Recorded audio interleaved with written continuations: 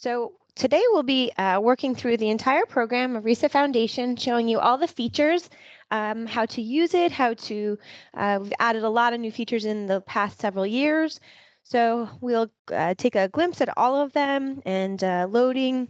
And starting out here, let me jump to my next screen here. We're going to be working in version 7, which is due out any minute. We're busy testing here at RISA. So I want to show you the latest and greatest, but we are just about ready to release. So you'll see that soon. But RISA Foundation, we're going to start out as a standalone product. That'll be where I start my presentation, and we'll build some different elements just as a standalone. RISA Foundation you can enter in a whole entire foundation manually with your loads and your any type of element, and you don't need to link it with other programs. But what is nice is if you do have some of our other programs, for example, RISA-3D, we can take the entire models and reactions from RISA-3D right into RISA Foundation. So we'll be using version 13 of that, which will have some new features as we go across from RISA-3D into RISA Foundation. We will also be able to take RISAFloor. So if you're familiar with the suite of RISAFloor, RISA-3D, and RISA Foundation, RISAFloor is our building tool that helps us do a building. In RISAFloor, we talk about things that are going to be lateral and gravity. So the lateral elements will go over to RISA-3D for design. We'll take just the lateral elements over there, design that, get the forces at the bases of walls and columns, and then we'll move over to RISA Foundation. Now, all of the information that you get from RISAFloor and RISA-3D go across to RISA Foundation. Why this is so powerful is that you get, if you make changes to your model, if you make anything to the upper structure, the foundation and reactions are updated. And it's all linked in one model, which is really nice so that you don't have to make any adjustments. If you do decide that there's more load, and you can just check your foundation, make sure it still works, things like that. So we are going to be working actually in several different of these versions, kind of going back and forth. But we'll start out as a standalone. Some of the features we're going to see today, we're going to try to go through a little bit of everything. Starting out is the spread footings. That was kind of just the very first implementation. RISAFoot, you might be familiar with as well, has spread footings, and they're just single spread footings. We can add to that by doing a combined footing. And there's a couple different ways to do a combined footing. If you look at my picture on the right, you'll see that you can just tie two spread footings together with a grade beam, and that would be so that they are now combined, or we can draw in a fully combined footing with different pedestals and stem walls on top of it to make that a fully combined any shape type footing. We'll also be going through wall strip footings, and we have a couple different types of wall strip footings that we've added into this latest version. You'll see as well retaining walls, which was in the last version of the program. So we can put some soil loads behind that wall. We'll also be seeing grade beams. Of course, you can see the grade beam on your screen right there. We'll be tying that together with a grade beam, but you can draw in grade beams separately by themselves. We'll be doing two-way mat slabs, so that's going to be helpful for you to do any type of structure that you need a two-way mat slab. But the nice part too is we can do circular slabs as well, and I will demonstrate that. This here is a picture of a donut type slab, but you can do circular with no hole in there, and that's what I'll demonstrate, or you can do something similar to what we're looking at here. And lastly is pile caps. So I will try to show you some pile caps as well as piles, slab-supported piles with piles underneath. So we kind of have a variety of different things. And as I put this together, I realized, gosh, we have a lot to cover. So I'll try to make it as clear as possible. And you always can go back and watch the recorded version. And if we go a little fast. The other thing to note, too, is that there's a lot of terminology that changes throughout the country. I'll be talking in the RISA terminology of RISA Foundation and how we talk about that, but piles and piers, those are kind of interchangeable. So lots of different terms can be interchangeable, but we'll be talking all kind of in RISA Foundation speak. One of the features that I mentioned is going to be out in version 7 is this new wall strip footing, and it allows us to load this strip footing here. Looking at this picture, in a couple different ways. You can do a gravity only type of structure here. So we're just going to be applying some vertical loads, or we can do more of a lateral custom type of strip footing. And there's going to be gains on both sides for either one, depends on what your application is. So I'll sort of demonstrate both and we can see how that would work, as well as retaining walls, of course. But the two are available in the newest version coming up. So what I want to do is jump into RISAFoundation. So let me here get into RISAFoundation. And I have just a blank model up. And when you look at RISAFoundation here, you'll notice it's just a two-dimensional model. We're looking at the X and the Z plane in RISAFoundation. And the Y is going to be always defaulted to be vertical when we're looking in RISAFoundation. So starting out, I want to just kind of hit on some of the global parameters. This is very similar to our other programs, RISA-3D and RISAFloor. You have a description where you can lay out the title, the company information. The important pieces here to us is going to be our solution tab. So first thing off there is we have beam selection options. These are for the output results to be giving us however many number of sections and internal sections, and that's going to be for our grade beam. But the most important piece to me is to demonstrate here is the subgrade modulus and the allowable bearing. This is the default for the entire model. So when you start to design your foundation, you are going to have a soils report typically, or at least you can eventually, get your soils information back from the geo. You'll have a soils report. So you will have this subgrade modulus, and this is the number you're going to want to enter in directly into the program. And that means that you don't need to enter this in anywhere else. You can just put it right here, along with the allowable bearing for that soil.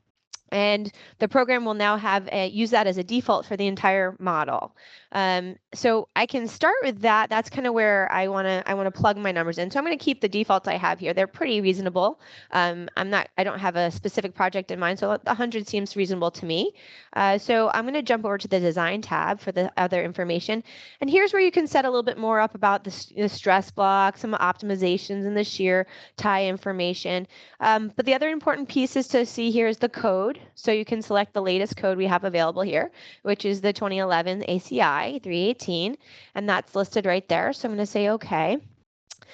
And the next piece is to start drawing your model. So we have lots of options. You'll see, just like you have in RISA-3D, that last row of icons is our drawing icons. So we can start drawing our model. And what I'm going to start drawing is going to be, I'm going to do actually the footings. Our spread footings is the first thing I want to demonstrate. So before I start drawing them, let's just check what kind of materials we have that we're using. So if you pop over to the materials tab, just like in RISA-3D, you see that we have a list of different materials. You can add to this list just by pushing enter to create a new one. I'll probably most times try to stick with the 4,000 normal weight. That seems like a more typical type of concrete. So that works for my footing. So I'm going to say OK there, close that. And then I'm going to start drawing my footing. So my footing tab here is going to use this icon here. I say assign a support type, and I have the choice to do supports, footings, piles, or pile caps. And we're going to use our footing. Now there's a default footing in here called footing 1. Let's see what that means. If we go back to the data entry toolbar, we'll see there's a footing definitions tab. In that footing definitions tab, we see some information about this footing that's going to give us the default stuff in here. So minimum, maximum steel, that's pretty typical. Like I said, let's jump to our 4,000 normal weight concrete. And then here it asks me for a design rule. Now, this is all based on the geometry of the footing, but the design rule is asking me much more about the reinforcement design. So if I open up my design rule here, I can see that's on my data entry toolbar. I can give myself a new design rule called footings. And the first tab will tell me here what I'd want to have the maximum bending check and the maximum shear check. That's for when you have a project and you don't know the full loads yet. So maybe you don't want to design it to maximum. You can design it to maybe 0.9 and then give yourself some wiggle room from when you get your updated loads. You define your cover here. We can go over to what we're looking at is the footings. So we can change our footings here to number 5 top and bottom bars. And really that's the information here, the general, the footing, and then the pedestal. That pedestal, how is that going to be designed? And then we want to say number 5 bars. So those 3 tabs are what are going to be used in here for the information of our footing. I'm going to close that down, and then I'm going to make sure to select our new design rule called footing. So I have some other options here. I can always say equal bar spacing. That will force it to be no banding. I can group all of our footings to be designed similarly, so that it won't be optimized as one individual footing, but the entire group would be optimized. If we're going to check concrete bearing, so if you ever wonder what these things are, you just click in the cell, and at the bottom it will tell you a little bit more information. Forced top bars, so sometimes you don't require top reinforcement. This will tell us that we have to force the program to put that in anyway. So those will leave off as the way they are. We'll go over to geometry. Geometry is going to be interesting. So the program is sizing this footing for you. And so if you put in information here that you're letting the program size it all the way up to 10, that's fine if you wanted to go bigger than 10. But for me, I want to say, hey, this is probably a smaller footing. I want to make it so it doesn't go bigger than 6. That's my limit on my structure. So I can, if I decided I didn't want the program to design it, I just wanted to check a footing that was in place, I could set these two numbers, minimum and maximum, to be the same. And that would allow me to check that footing for both the length and the width. And then it's going to increment how big it gets on the thickness as well. So again, sometimes you don't have the luxury to go thicker. Maybe you want to just set it to be the same. I'm going to let the program actually size that for me. And then I can also say force square. I'm going to say force the footing to be square. So each side has to be equal. I'm going to go over to pedestal, and the pedestal information is listed here as a 12 by 12 with a 24-inch height. That seems reasonable to me, but now if you ever said, hey, I want to do a footing with no pedestal, all you would have to do is just zero out the height and there would be no pedestal there. So this information would be ignored. If you jump over to the soil tab, you can also put some information in here for the soil. If you want to have overburden, the passive pressure, as well as the friction coefficient. You can also find out if you want to do the gross or the net bearing. You'll find that on your soils report. So we'll leave that as it is, and we'll jump out of here. And then we'll start drawing that footing. So we have defined all its information, and we can now just draw that footing. So I'm going to go ahead and click on the tab on my drawing grid. If you zoom in here, you can see it's wherever I have a grid intersection, it turns red, allowing me to click on that. And I'm starting at 0, 0. I'm going to jump over to 25 feet, which is, let's see, about here. And the reason why I know that's 25 feet, if you look at the lower right corner of my screen, you see that it says 25, 0. And what that is then that's my drawing grid. So if I just bump over to the next one, it would be 24. So I can use 25. That would work for me there. So I'm going to right click and drop that tool. Now I have my footings in place, the two footings I was wanting to analyze here and design, and I'm going to just look at this in 3 dimensions. I'm just pushing the isometric view and the render button a couple times in order to see that that is now my footings are defined by one single node. So I can go back to plan view, just easier to see this way, and I'm just going to take it back out of rendered so we can see it. Now, I can put some point loads. That's the options for loading on a footing. So I have the point load option right up at the top here. I'm going to say draw point loads. And I'm going to define a couple different types of point loads. So we can say some dead load, and I'm going to say this is going to be 60 kips in the Y direction. Now notice I'm doing positive. Whenever you're in RISAFoundation, we assume things are going downward. So if I was to say negative, that would mean upward. So I can just say 60 and say apply, and then I can click on that. And the next one I'm going to do 40. Now, if I want to keep this dialog open, I'm going to say keep this dialog open and just check that box so that I don't have to keep reopening it. And I'll just say 40 of dead load on the other one. And I can click on there. So I just click on the node and it loads that. And I see it visually that it's now loaded that. It's dead load listed at the top of my screen. And I can confirm that it got the 2-point loads. The next one is going to be live load. I'm going to go ahead and say 40 kips of live load and then say apply and click that. Now you'll notice it cleared the loads because now we're looking at live load. And I can then also say, let's say 30 kips on the other footing here, and I see 40 kips and 30 kips.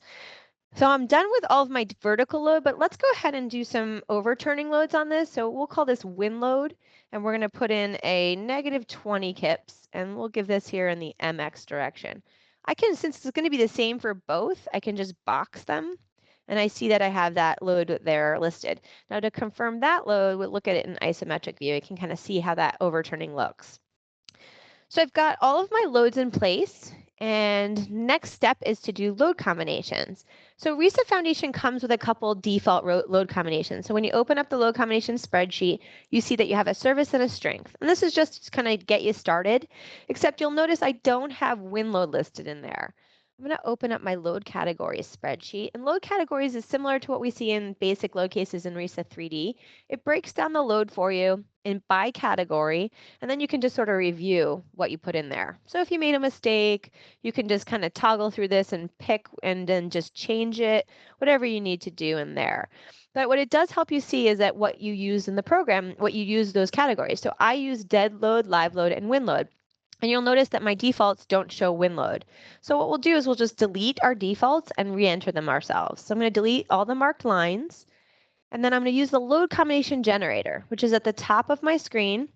And I see here I have the ability to put any type of code in there. So I'm going to use the IBC. And the first ones I'm going to use is going to be those service ones. So I'm going to click on the 2012 IBC ASD. And I'm going to say 2D only. Important to say 2D only because I used just WL. I did not use any other type of win, just a win load. So we'll see how RISA-3D and RISAFloor, they use a lot different type of win loading, and we'll see how that gets loaded. But when we manually entered it just now, we just said WL. So this is the one I'm going to use, say reversible, and then I'm going to say generate. So when I'm looking at here, I've now generated win loads for the service there. I'm going to go ahead and do that now as well as for strength. So I just do it one more time and I say generate. Okay, so now we have our loading in place. You have a lot of different loads. Some of them are redundant, so you can do lots of things. So you can kind of untoggle the solve buttons for some of these, because you can see we're kind of doing, they're assuming a little bit of roof live loads and snow loads, and depending on how big your model is, you can go ahead and say, okay, that's redundant, even delete them if you needed to. But our model is pretty small, so it shouldn't be a big deal that we have any redundancy. That service checkbox is shown for any of our ASD combinations. The service checkbox refers to soil bearing, stability, deflection checks. Any of those are going to be using our ASD type of non-factored loads there, versus our strength is going to be more for our concrete design.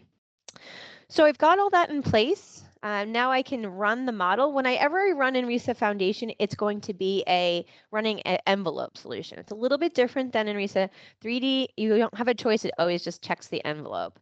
So once you have a solution present, you'll notice they sized a little bit differently. So if I click on a footing with a detail report, it tells me a little bit about the size information. The detail report to me here, helps me get a lot more information. I love that we have spreadsheets listing out some good quick tips to see exactly what reinforcement was. But as an engineer, I really want to know what's going on inside of this. How did this actually get sized? So the detail report really shows me a lot more detail of that, obviously, by its name. So if we look at here, we can see that it gave us the mat here of that footing is going to give us number 5s at 11. We see here this number 4s, the 4 number 5s for our pedestal. And we can scroll down and we get the geometry. So this is a 5x5. If I scroll below that, I see the loading I put into the program. And then it goes through and does a soil bearing check. And this is all based on my service combinations. So you'll notice only a portion of them are there. Those are the service ones. And then we get a pressure here showing in a chart, in a graph type format. I like that the detail here shows us a little bit more information as we need it. And then below that, we see our flexural design. The green numbers are the ones that here they're controlling for us. So it's popping out and telling us which one was the controlling for that. And then I'm going to scroll below that. And our footing shear check, this is going to do a 2-way punching check here, a 1-way, and then we get all the punching checks per combination. If we saw any red numbers in here, we would be saying that it would be a problem. I don't see anything red, which is good. I get pedestal design. It's going to be showing me a little bit further information what the unity check on that pedestal was. So we're well within reason on our pedestal. Our concrete bearing check, so this is going to be our vertical loads only. It's checking that. Again, you're looking for any red numbers that stick out. And then we go ahead and see our overturning and our sliding checks. So things look pretty good in this model for this footing. I can see each footing. So the other footing is a 4.5 by 4.5, and the one footing is a 5 by 5. So I can go ahead and close that out, and I can see here in any of my, I can go through any of the footing results here. That's where I said there's a spreadsheet. It's really nice because it's a concise way to just see what your model was. So you can see the length and the width just listed out for you. It's a 12-inch thick, and it will tell you the steel, goes through all the same information we just saw, just really giving you much more of the controlling information. So for the design. One of the other things we can do, though, is we can draw in a grade beam between the two and see how that affects it. So just going ahead, you just draw new members, and we say here, you can choose a 4,000 normal weight. We just tell the program 24 inches by 24 inches, and I'm going to draw, and the way you draw a grade beam is from center line to center line. So it cuts it back. Obviously, that's how it would be built. It wouldn't be built across there. But it is be from the center line to center line. Okay, so it is important to draw it that way. And then we resolve the model. And what we're seeing now, hopefully, is that we're going to see that a little bit of load goes into that grade beam. So that grade beam is being checked here for the moment in the shear. So it's going to be, we are helping some of that overturning getting into that grade beam versus going into our footing. So this is actually pretty close to stressed, 0.95. So it is being fully utilized. And as that grade beam, as we scroll below that, it looks like a concrete beam design. So it gives us a lot of information on the reinforcement. We see that we're using 3 number 9s on top, and we have 3 number 5s. So we could start adjusting that grade beam reinforcement if we wanted to, changing it. Maybe you want to change that reinforcement. But you get to see a lot of that information, and here we can see the development of those bars and how they're going to be tied into our footing. And then we can look at our footing, and we see that the footing size actually goes down a little bit. So that's what our goal was by putting that grade beam, was to say that these two are acting more as a system. So we have a 4x4 instead of what of our previous one was a 5x5, and we went down to a 3.5 by 3.5. So you can start to work with that grade beam, maybe size that grade beam a little differently, bigger. I used a 24 by 24, but you can adjust that to sort of make your combined footing work in different ways for you. You can also do redesign in here. So if for some reason you said, hey, I thought a 3x3 would work, and I'm not sure why it doesn't, there's a redesign button here. And this will allow you just to plug in after solution, hey, check out what a 3x3 would work with. And you can say, okay, it redesigns that, and you'll see, hey, actually see why the soil bearing is turning red. It's over its soil bearing check. There might be, looks like once we failed that, it's not even going to give me any design code check for that. So you can go ahead and use that redesign button to sort of understand why the program is designing it the way it is. So I'm going to close that down. And the other thing I wanted to demonstrate here before we left the standalone version is the retaining wall option. So I'm going to go ahead, let's see, we go straight into our retaining wall, and I'm going to show you, starting off is the wall footing definitions. So just like the footings have footing definitions, the wall panels, all the wall types here, so strip footings or retaining walls, all that has the same type of a design rule. So if we click on this and open up our information on this design rule, you just click on that little red arrow and the label pops open. You'll see in a picture dialog that it tells us a little bit more about this retaining wall. So we have a wall thickness. I'm going to adjust that to be a 12-inch wall, and we can change a lot of this different information. So we can change our soil. Let's make our soil 8 feet and our saturated soil only 4 feet. And the whole wall in total will be a 10-foot wall. You can adjust different pieces of information, like it's asking here the wall, the foot continuity, and they'll ask you below if you didn't know what that meant. It would tell you there the wall and footing poured monolithically, if yes or no. We can change the toe length. So let's change our toe length to be 4, and then our heel length is 4. If you wanted to add that key, you would just give the key depth. I'm going to leave the key off, but if we needed maybe for any of the forces pushing against it, we had to drop a key in, we could. I'm going to go back here to the next tab, which is the soil tab. In the soil tab, we see that we have some information based on that soil. So the surcharge, I'm going to delete that surcharge. So we don't have any surcharge, but the program, you would want to go ahead and make sure you have the right soil information. There's some defaults we put in here just to start you out. But once you again get that soils report, you'll know a little bit more about the unit weight of the soil. You can put all that information in. You can also just put the earth pressure coefficient if you have it. The program will, so these are left blank, then the program will calculate it for you based on the information below. Also the depth here is entered in right here. So you jump from there, the soil tab, now to the rebar tab.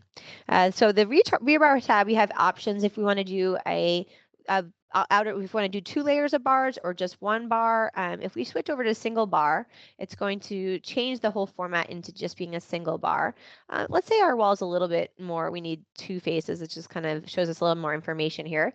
And I'm going to change my cover to be 2 inches on the outside and 1.5 on, on the inside and 1.5 on the outside.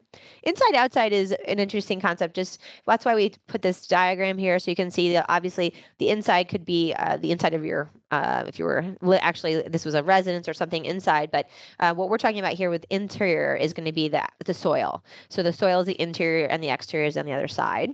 So I'm going to change a lot of my spacing. It depends on what your wall thickness is, really what your maximum spacing is. But for my spacing here, my 12-inch wall, I'm going to use a 12-inch maximum spacing kind of everywhere. That'll help me out. And the other piece is you're going to want to adjust your reinforcement. Number 6 bars, it seems to be reasonable for me. So I'm going to go ahead and adjust it to be number 6s everywhere for the vertical bars. The horizontal seems okay at 4. But you can adjust all that information, and we've got arrows to kind of list it out onto these pictures, so it gives you a good idea of what you're adjusting. So minimum and maximum for both the interior and exterior verticals. You see the same type of minimum and maximum everywhere else on the footing portion down here, so you can adjust that. The program is sizing those bars within that minimum and maximum. Once you've laid all that out, now that's up to you whether this dialogue makes a lot of sense to me graphically, but you can also just enter it into a spreadsheet. If you see the spreadsheet here, maybe this makes a little bit more sense for you to just quickly enter the numbers right in here. I like to see the graphic because it makes it seem more explanatory while I'm doing it. So now I have my retaining wall definition presented here as retaining wall 1. I can draw my retaining wall. So I say draw or modify retaining wall, right listed at retaining 1. And then I say apply, and I can draw that on my drawing grid. Now again, this is a 2-dimensional view, so when I draw it across there, it expands it, but it's always good just to render it. So click on the render button and then the isometric button, just so you understand what you just drew. And it's still defined. Now when we look at this wall, we're still going to be thinking of it in the center line of the base of that center line. But when we add loads, we're going to see that the loads are actually going to go to the top. So that also is really important for when we think about this of how we got it loaded. So let's start loading it a little bit, and we'll understand how those loads get dropped into there. So first thing, I'm going to just drop in some dead loads. We'll just say we'll put maybe 5 kips in the vertical direction, and we'll just add some different point loads along here, the distance here. So we go ahead and maybe add some of these loads. And I'm going to say close that. And the next piece I'm going to do is a line load. So in the line load, it is important here to also put that line load on the center line. So you're going to be drawing that line load across that on the center line, and you'll see it in that darker gray. And when we go back to isometric view, we can see that the loads now popped to the top of the wall, and that's what you're looking for there. And so when you rotate it a little bit, you can see that that is showing me at the top of the wall, even though when we look at it down in plan, we see it kind of on top in plan view, but we then see isometric view. So really important to push plan and ISO so that you really understand how that is getting loaded. Now, I already have my load combination, so I can just solve it for this dead load that I put on. You can put vertical loads like I've shown. You can put out of plane loads in there. So it'll design for all of that information. And actually, before I open my detail report, I want to just show you the wall footing results first. If we open the wall footing results, we see that it's designing here our flexure bars, our bottom and our top for the wall, for the footing, and then for the wall. What I want to point out here is my load combinations that are governing. So I have 40 load combination is governing, 22. We hop over to the wall, we see that 40 again pops up, maybe 21 and 22. So those are kind of my controlling load combinations. So when I go into my detail report, I'm just going to keep that in mind. I see my capacity, things look pretty good. And then it just does a nice breakdown telling me what kind of steel was required. So actually we went to max spacing. So maybe we could have done number 5 bars for this one. But let's take a look at our detail report on this. Now to get the detail report, click on that center line right there, and it opens up to a detail report giving us some information. This is a breakdown of the reinforcement design and then our layout of our geometry that we entered in. As we scroll down below that, I get a loading diagram. So that loading diagram changes per the load combination that we pick. So the reason why I was kind of pointing out which load combination governed is because we probably want to look at those. Those are the ones that we're going to think about as the ones that are going to be important to us for all of our information. So maybe 40, for example. This is a load combination that was governing that we saw a lot. So I get to see this is how that load diagram looks. As I scroll below this, I can see here all the geometry information. So it just breaks again, tells us all the information we entered in. So giving us all of the different reinforcement that we that the program designed for, but then all the geometry that we put in. And below that is going to be our wall design. So based on the load combination that's selected, it's going to show us a different type moment and shear diagrams as well as axial. So 40 would be one that we were concerned with. We can see that this is our moment and shear diagram. We get a breakdown of the axial and bending. So you'll see the interior and exterior results. And then you see that you've got, right now we're seeing only basically reinforcement on one side. So the other side is just being probably just area steel required there. So we see our shear details, gives us information. We have our results for the full wall. So we have giving us what was the area steel provided versus what was actually required for the row min. Scrolling below that, so here it's telling me, hey, you didn't put enough temperature and shrinkage in to meet for the longitudinal bars. So you'd want to maybe go back and go ahead and put some more reinforcement. So in one of my design rules, I did not put in enough steels there for that. So it's a nice note to alert you to that. It wasn't required. It was required by analysis. You would see a little different note there that's like failure, but this is just telling us, hey, you didn't meet temperature and shrinkage requirements. Scroll below that, and then I see more of my stability information. So the overturning on this, everything is going to be meeting within my safety factor. So I'm not having any red numbers show up. It's all meeting within that. So I'm not going to have a problem with this retaining wall. It's pretty lightly loaded. I get a sliding check and a soil bearing check, and again, through all my service combinations. So important to note which ones you want to use for service. So I'm going to close that down, and then we're going to jump from RISAFoundation over to our RISAFloor model. So let's close that, and let's go ahead and go into our RISAFloor. So RISAFloor, if you're not familiar with RISAFloor, it's going to be our building tool, which I mentioned. So we design buildings here. And the reason why we call it RISAFloor is it's floor by floor. So we're looking at everything in plan view. So I built a model, just kind of a simple model that actually from my my RISAFloor ES webinar that I liked. It's because it shows us our concrete a little bit. So if you're not familiar with RISAFloor ES, this is going to give us the ability to do concrete design. So I'm just looking at a concrete slab. The walls and the columns are listed here in red and blue. The blue is going to be our gravity only. The red is going to be lateral. If we look at this in plan view, I'm going to jump to actually full model view. You can see what it looks like. This is just a one-story model that I tried to just get a lot of different things going on in this model, so we can kind of play around with different options. But when we run the design here in RISAFloor, I'm going to run through this, and it'll go through and it will design all the reinforcement based on the design strips in this model. So it is designing all of this is an elevated slab, so it's designing the middle strip and the column strips, and all of that's going to be designing for us. And let's go ahead and just take a quick perusal of that. So we see that we have reinforcement here.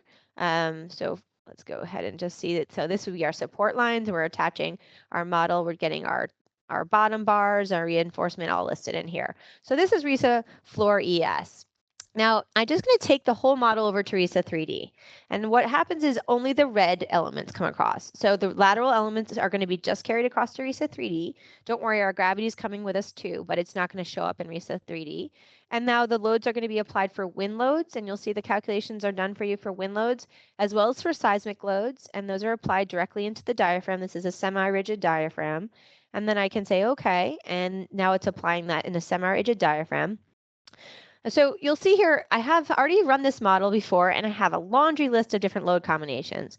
A trick I'm going to show you here is that you don't need to run every single load combination to get into RISAFoundation. So from RISAFloor or RISA-3D, you can see you have all these different categories. And the way it works is that the program only needs to run a single load combination. And at that point, all of these categories are actually analyzed for you. And then they're going to be taken over to RISAFoundation. So just running a single combination, it goes through and it's going to break down every single category and get an end reaction or a wall reaction. And it won't display that for you at this point, but internally it's being stored for you. So it just saves you some time. So using the director button, I'm going to go from RISA-3D now over to RISAFoundation. So now I'm going to get all of those loads from RISAFloor, which was gravity, as well as RISA-3D, which was a lateral. Everything is going to be added into this model as we come over here into RISAFoundation. So there's a lot of loads. This is a pretty big model, but one of the things it does count that all up for you. And you can see that once we get over here into RISAFoundation, you see that now I have all the different loads and they're all placed on nodes. We actually have some nodes that are said like R3D, for example, just to help you indicate what's a node that's coming in from a different program. Actually, it really helps me. I understand if I start drawing things that I created the node here versus if it's a node that I should keep from RISA-3D or RISAFloor. But to look at those loads here, you can see we have that load categories spreadsheet I mentioned, and it breaks it down, and we see that we have a really complex loading. We have ELX, ELZ, then we have ELX plus Z. So these are and hundreds of point loads. So a lot of loads are coming in. Probably a lot to do manually. It's really, really nice that it's coming in automatically for us.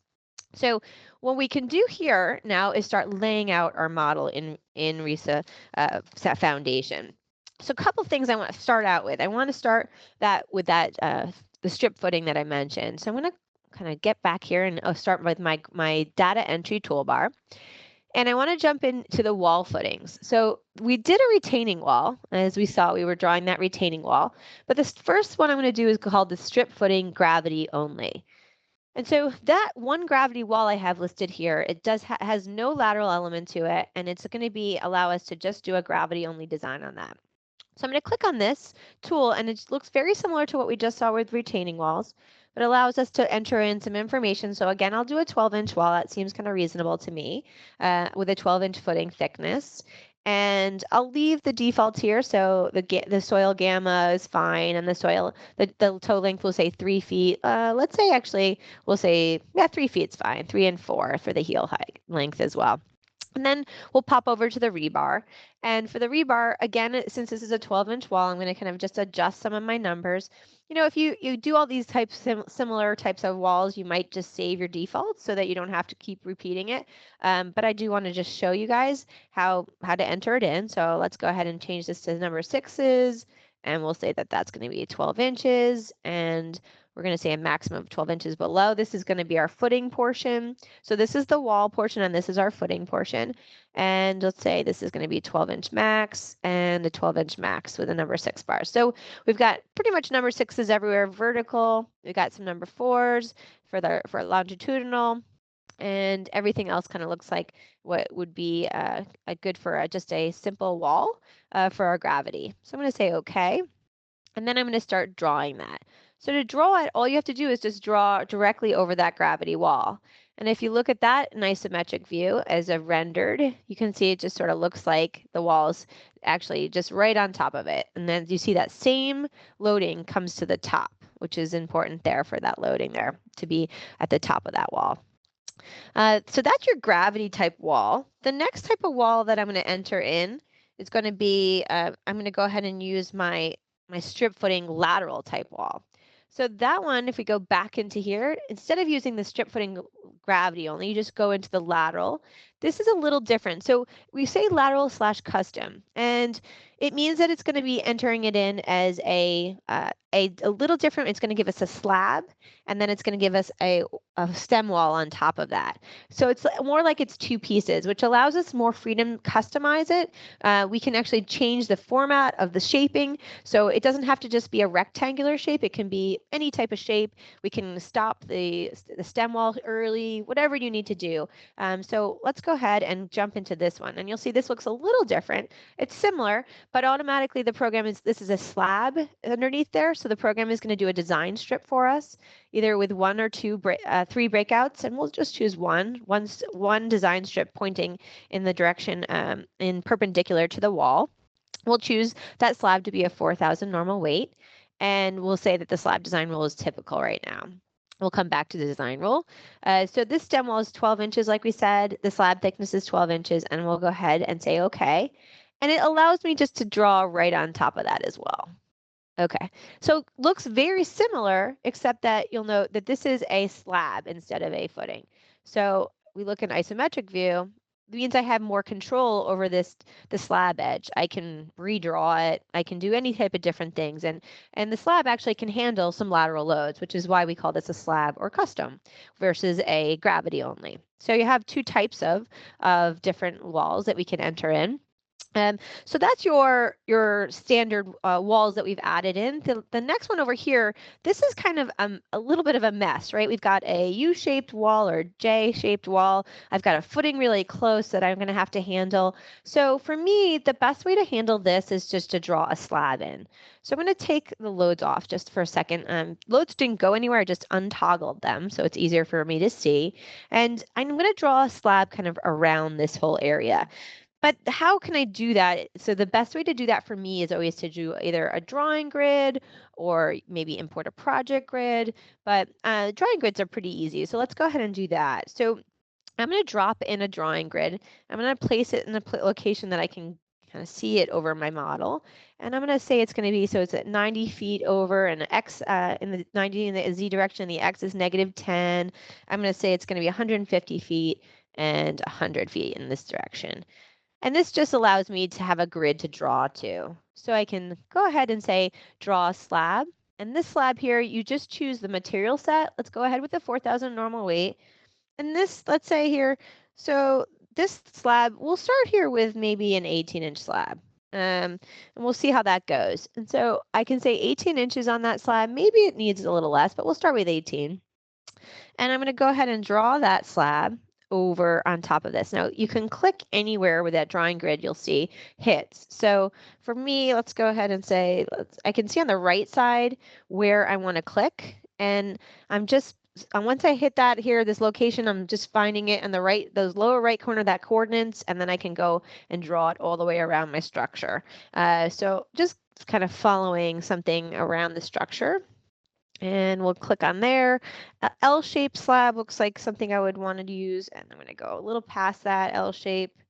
And we'll go right down below here. So I've got a slab located right on top of my several different types of walls and a column coming down. And it's all in place right there. I'm going to right click and drop that tool. Now, the other piece you can do is if we want to put some pedestals in, I can drop in some pedestals on top of this.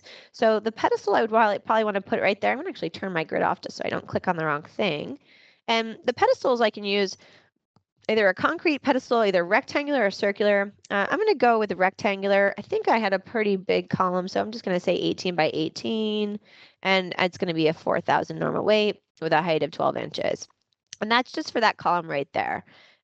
The other piece we can do on that pedestal is a stem wall.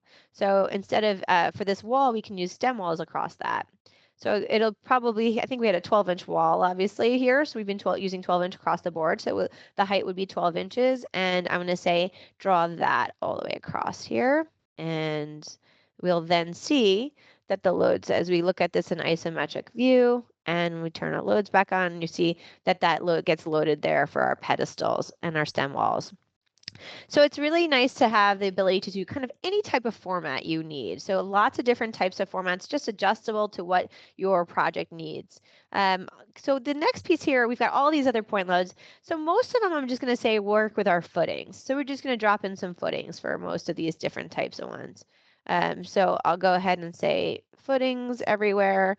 The only other piece I would like to change is that I'd like to use some pile caps. So on this corner right here, and let's say that we have a whole section of our structure. Now this is rare, but it can happen where the whole section of your structure has bad soil underneath it. So maybe just this portion, and we need to support the slab with piles, and we need to use pile caps for these columns over here. So what we can do is we can go ahead and use our piles. Our pile definitions are listed here. They can be round or square, and we can tell the program a diameter. We can give it different parameters for its pile embedment. We can tell the program here the capacity of this pile for tension, compression, and shear. That's going to be, so that's for our check. We're checking those piles against what's being loaded. And then we're also, what a pile really comes down to is that's a boundary condition or a spring underneath there. So is it going to be fully rigid for compression, tension, and shear? Are we going to have any stiffness in the tension? So probably not. I'm going to leave that standard pile in place there. That we'll use that round pile there as our standard pile. So I'm going to go ahead and draw some of those piles. So the piles are listed right under the support type. Under there, pile 1, you'll see. And I'm going to support this whole area with piles. I'm going to drop back that grid. This is helpful to have that grid here. And I'll put a variety of piles underneath my slab. And let's take our loads off for a sec, and so we don't interfere with that.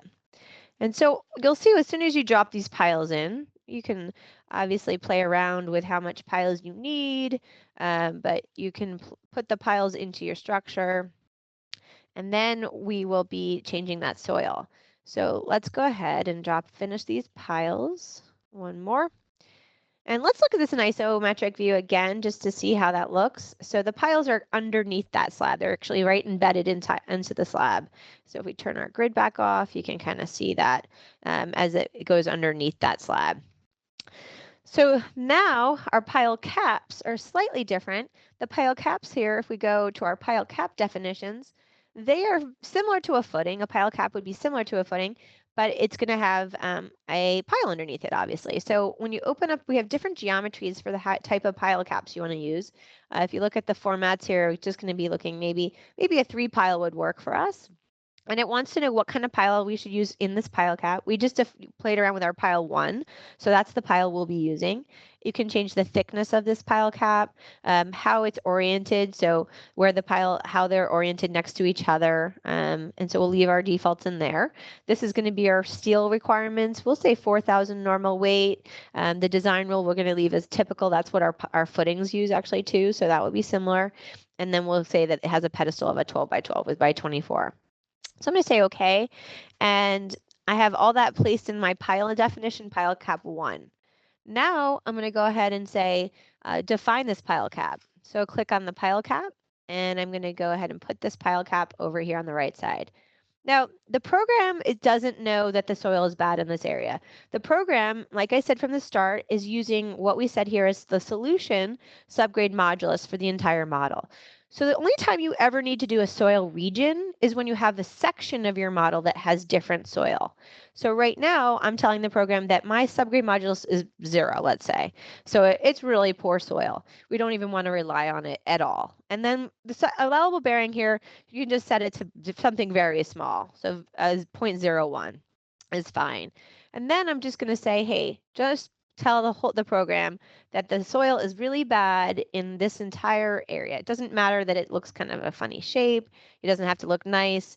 All we just need to do is tell the program that in this vicinity, this is where the soil region is bad. So that will have to rely on the piles versus when you're in this area, just use the solution based on the subgrade modulus in our global parameters. Okay, so now once you have that all in place, we can go ahead and double check here. Let's see, let's make this a 24. You can change your slab thickness to anything you need it to be. And I'm going to go ahead and run this model. So load combinations, I see I have a variety of different load combinations in my model.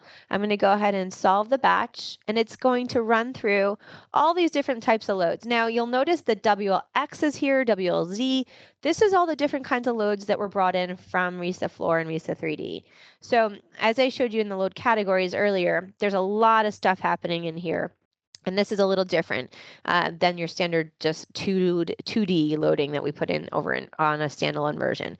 Once you're using a program to automate it, it's really, this is where you gain the time, is by getting all the complex wind loads and earthquake loads versus when you're just trying to enter it by hand. It's kind of probably more of a quick thing where you're just checking, maybe you already know which is the governing combination, and that's the one you're going to be checking. So it's running through load combination by load combination. It's checking all of the different information that we put in just now, and it's going to be giving us a design. So look, takes just a second. So you have to remember too that these are going to be, this is FEA results underneath. The slab is going to be plated. We can see some of the slab results. That's really important to understand, is that those slabs are, each one are going to be individually auto meshed into slabs, and it tells us some information there. So right now, whoops, we have a model instability. So I want to show you why do we have this model instability? It tells us here that 16-5B is giving us a little instability. So that's the earthquake combination. So how do we investigate that? So we look at this model and we say here, it tells us at location 91.5 and 18 feet, we have an instability. So we can go to our model, and I just kind of usually roam around and find where that is. And if I look on the lower right corner, I can see, okay, so it is this little area here. And what is happening is the loads that this model is taking at this one is just too large. And I don't remember exactly which one we had. It's 16.5B maybe. We can look and we can see, gosh, those are just too high, and so it's just causing that to be unstable. Let's get it rendered so we can see. So all of these different loads we're putting in that load combination just cause this to be too much. So what you can do, it's easy to just make this larger. Since this one's a custom one, and I can just go ahead into it. Oops, sorry. I can go ahead and use my offset distance tool. So slab, click on that, and I can make this whole thing just a little bit larger. So let's go ahead and make this a 3-foot offset. So it tells the program, hey, make that slab just a little bit bigger, because it basically couldn't handle what was going on right then. Even with a 24 inches, it was not being able to handle that. So we'll go ahead and go and we'll solve it again. So let me go, and I'm going to actually just slim this down slightly, because we can see we have some redundancy. And so let's go ahead and just get rid of some of my redundancy, just so we get a little bit of a faster. And we have no HL combinations, so only a couple of these really make a difference to us. So let's go ahead and solve that. Now, it is important to note, so this is a slab, like I mentioned, okay, and we have that stem wall on top. So I did delete the design strip. We're going to want to put that design strip back on pretty quick, 2 seconds to do that. Give us a lot of freedom there. We could have even changed maybe drawn it differently if we wanted to, but I like that the offset tool just does it quickly for us. So you can reset that. Now slabs are not, size is not designed. The reinforcement is designed for you in a slab, but it's kind of a strange thing to size a slab. You would want to take more control of that. Typically a slab has a certain dimensions to it. So the program wouldn't take on that for you, but you can redraw it really fast and make it bigger or smaller using a lot of the different tools we have. So here it goes through, it reruns all of the analysis. It's taking all of those loads and reassigning them to these different slabs so we could see what's happening. And we hopefully now have solved that by making it just a slightly bigger one. And 28 combinations, we're getting close towards the end. Next step for us is going to be getting some of this design information. So piece by piece, we will start to see which ones are giving us which types of different information. The one last piece here should be close to our load combinations end. So we're at 30, and with 31 is our finish. So it's a good sign that it went well, okay, since we went through all of our combinations. That's always a good sign that it didn't have an instability anymore. And now it just runs through a piece by piece. Okay, so we get one warning message, and that warning message tells us, hey, you got some overlap there. So that's important to note that I have a little bit of overlap from the load from this one to this one. I'd have to come back and resize this footing so that it doesn't overlap that. Probably what I would do is just give it a limit, a different type of limit and different type of footing results there. But let me jump into the results for this wall footing here. So if we look at this wall footing, it looks very similar to what we had for our retaining wall. Of course, it's not a retaining wall. There doesn't have soil on heavy soil on one side, only on the both sides here. So this is just going to be our strip footing here. Gives us the same type of information where it has a loading diagram. That loading diagram changes based on the load combinations that you pick. So we scroll down, and you see all of the information for that wall. It gives us a wall report, and then it is checking the axial loads for this wall. It can check out of plane loads there. There are none on this wall, for example, but if we scroll below that, we see the footing design, the overturning check, and this is only based on that one service that we have listed right now. So we've got all that in place for this for this wall here. Now the wall information is going to be slightly different for the slab here. So the slabs that we placed in here, so we did lateral custom slab over here and the other custom slab over there, those require a design strip. So design strips can be added after the fact. I'm going to get rid of my loading there, but design strips are the one piece of information that can be actually done after solution.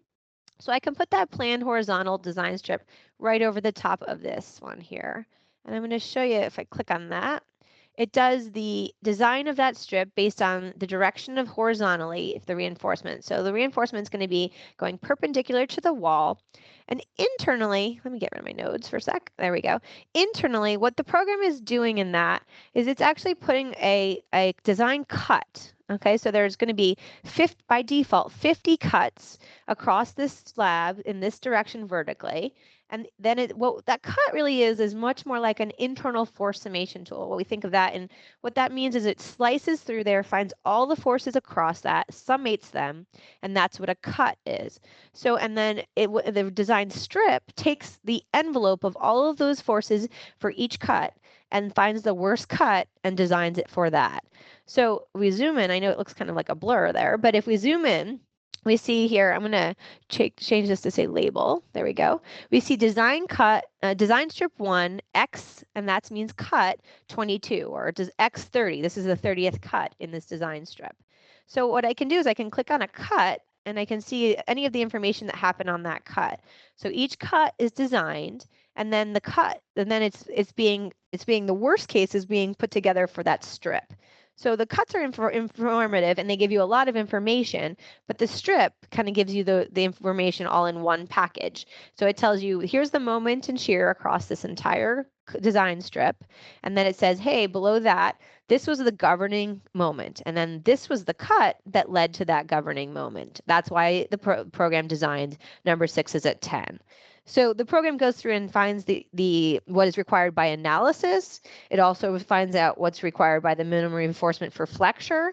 And then we also do a double check after that that says, hey, there's a parameter in the ACI that says, you don't need to do, you can do 4/3 times the area steel required by analysis. And if that is lower than minimum flex, you can use that one. So we actually have 3 checks, and it'll give you the reinforcement based on one of the ones that govern for those 3 checks for area of steel. So you've got all of those types of cuts happening inside of there. The other really important way to understand your slab, I'm going to turn off my cuts for a second, is to turn on the moment diagram. That kind of helps you see it. So if we look at the MX, we can see that this is probably a high point for our load combination here. And what you're displaying on the screen is going to be what shows here. This is the strength, the first couple ones. So you probably want to find a load combination that might have been a higher one. That, for example, these are a lot higher, but we'd find a load combination that would give you some information about why. And then we see that the code of this there's an indicator on the right here showing us that blue color is giving us a moment in the X direction, kip feet per foot, and that's the list there. So when I look at a cut, I'm probably going to imagine that one of the highest cuts is the one that's cutting straight across here. So when we look at that design strip again, the detail report for that design strip, I'm going to turn my contour off and look at my cuts for a second. Sorry, bring back the cuts, and we see the design strip there. So when we go back to our strip, we see here probably one of the middle ones we're governing, and that is X25, which was governing. Because that's really where all the stuff was happening right in the midst of that right there. So that's the reinforcement in that direction. We can do the similar type of thing where we can put reinforcement design strips on the horizontal or vertical in any type, and they don't have to be the same they don't have to be a rectangular. So for example, I can put a design strip, let me put one over here for the horizontal direction on this guy, and it can go across the entire slab. Now you might want to break it up into portions, but depending on how you're reinforcing it, so maybe I want to break it up into pieces. But I could also say maybe I want to capture the high points. It depends on really what your practice is going to be. But you can see maybe I want to make sure to capture those high points and put more reinforcement in there. It's an averaging of what happens. So really at the end of the day, you have to make sure that those cuts are going to be able to handle that. But you see that they have reinforcement in either direction, which is really helpful to see. Okay, so this is your design strips and your design cuts.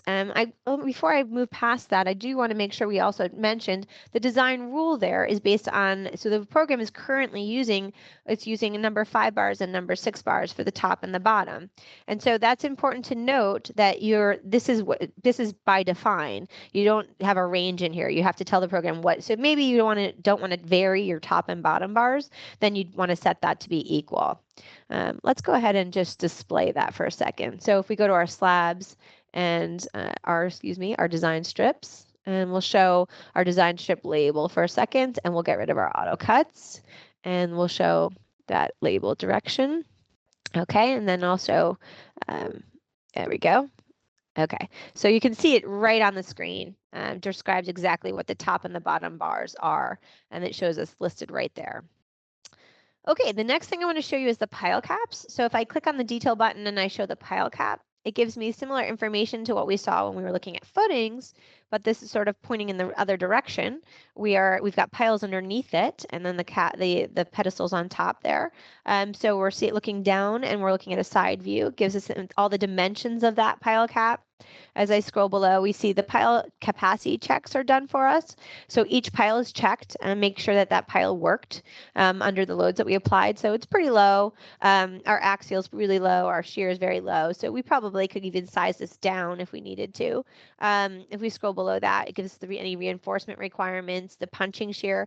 It does a pedestal punching shear, and it also does a pile punching shear. So you can think of it as the pedestals punching from one direction, the piles are punching from the other direction. And that is checked in both ways for you. And then we see that we have a punching shear geometry there and a one-way shear check. You also have a pedestal design listed here. So we've got all of that information in one model. I'm going to jump really quickly over to RISA-3D. I apologize, we're going a little over, but I'm going to save that. I'm going to jump over to, I'm going to close this down, and let's jump over to RISA-3D really fast.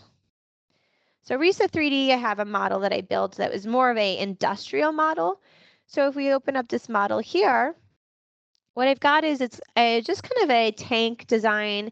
We've got a tower, maybe like I've added here. So I just have something attached to this tank here. This tower is like a pipe rack that's framing right into it. I didn't put a base on this tank. I want to put the base in RISAFoundation. So in RISA-3D here, just like in RISAFloor, as we moved over there, it's going to carry all the load combinations across, and I use my director button to get over into RISAFoundation. And I've got all the point loads listed here in RISAFoundation. So I have the floor, the dead loads, the live loads. It looks like I didn't do any live loads in this one. I just have dead loads, but I did do is hydrostatic loads. So I had the hydrostatic loads over in RISA-3D for that tank, and I put those here as they come across into RISAFoundation. So what we can do here in RISAFoundation is use that circular tank generator I mentioned. You can do a circular tank, and it can place it down at the 0, 0 location, which is right in the center. I can use a radius to make it a donut, like an inside radius, but I'm going to just tell my program that it's a 27-foot outer dimension. And then I'll give it a thickness maybe of 18 inches and a 4,000 normal weight. Now the loading is already coming across, so I'm not going to use any loading, although you could if you didn't have that modeled in RISA-3D. And then automatically the program will put some design strips in there for me. So I have now a circular slab automatically generated for me. The next one is going to do is just draw in some of these loadings from the tower on the right side.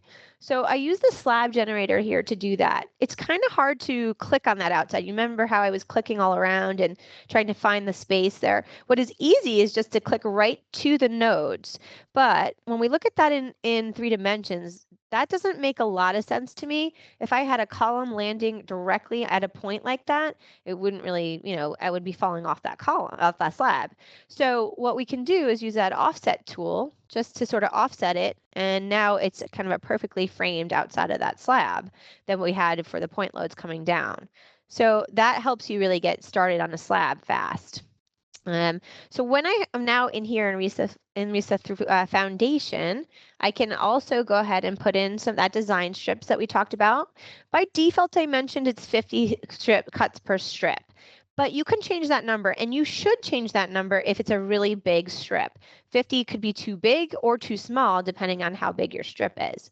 So I'm going to go ahead and plan vertical. This one for me probably is okay, but it just is important that you note that you want to make sure you do that in both directions there and make that strip bigger.